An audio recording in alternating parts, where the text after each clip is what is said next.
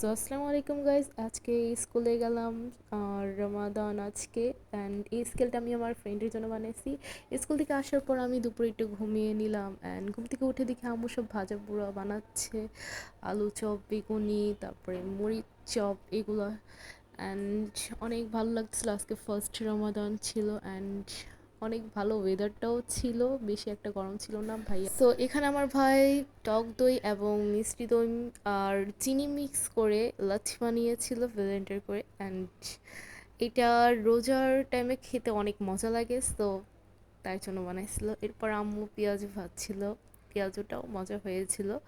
And এখানে চাঁদ বলতেছি, সূর্য এত সুন্দর লাগতেছিল বলার বাইরে, রেড, পুরা রেড রেড।